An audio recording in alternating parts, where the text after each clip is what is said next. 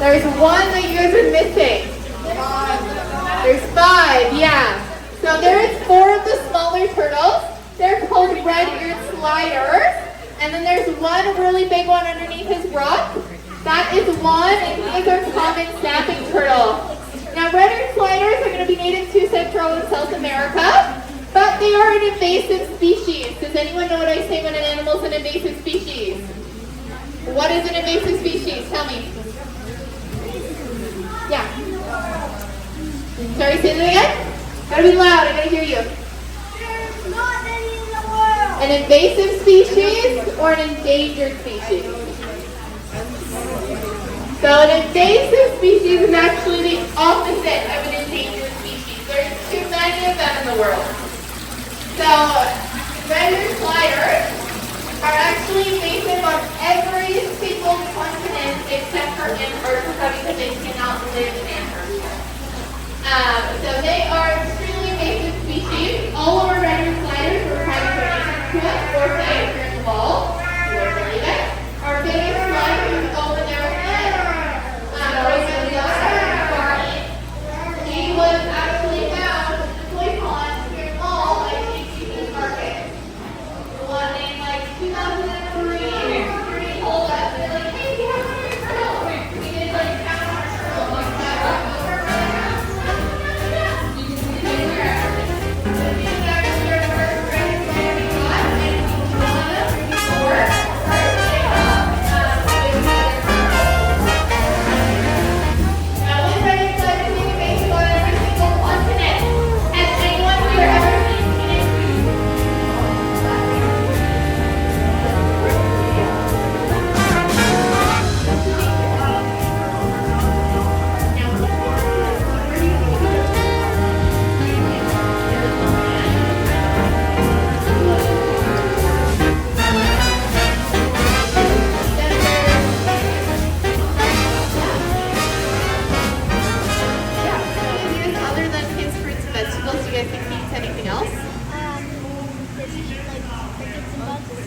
He does. Yeah, so he's going to eat bugs. Do you guys think he's going to eat a bug that swims? No. 3-toed box turtles. Now, any ideas who's the male and who's the female? The male. The male is the smallest one. So, he is our boy. His name is Bug. And the man, he has a little turtle.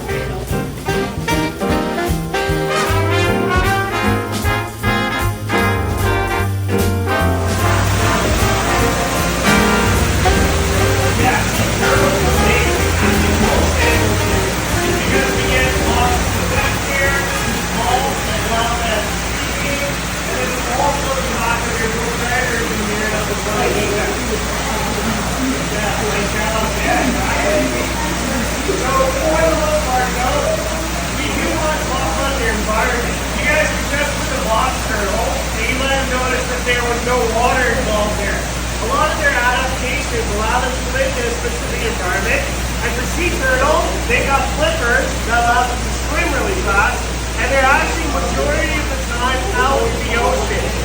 The only times the sea turtles ever come out of the water is if they live in the Pacific. Sometimes they go and come out of the water and bask on the sand and light.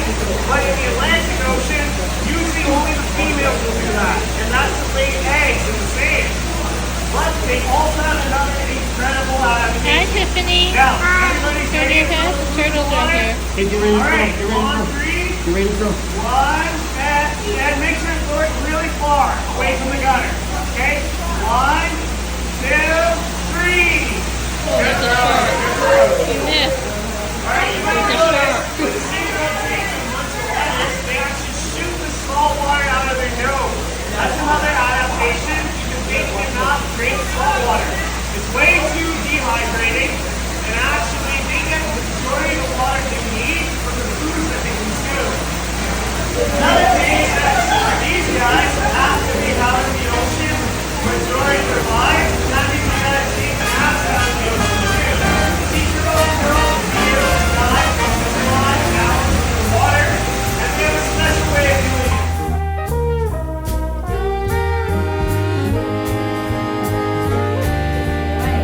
Under human care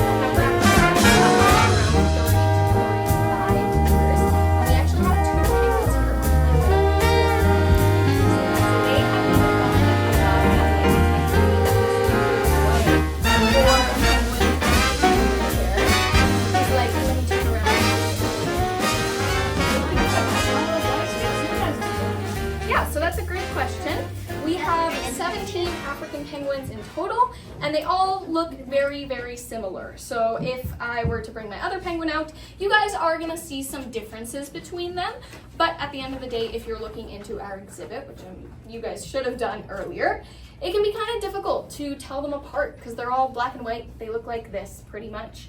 So those little bands is an easy way for you guys, if you guys, good boy, ever come back and visit our aquarium, you can kind of see which penguins you met. You can see if you met Scadu, and you can find them in that colony.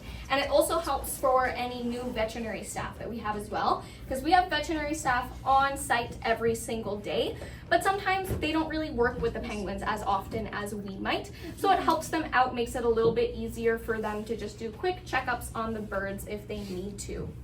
Do you have a question? How come his beak is shaped like that? Yeah, so we can talk a little bit about his beak. So do you guys remember where I said Scadu is from? Africa. So more specifically, he is from the coastlines of South Africa and Namibia. So he is going to live kind of on cliff sides and rocky terrain. So if you want to pull up that picture, kind of what it would look like where he lives.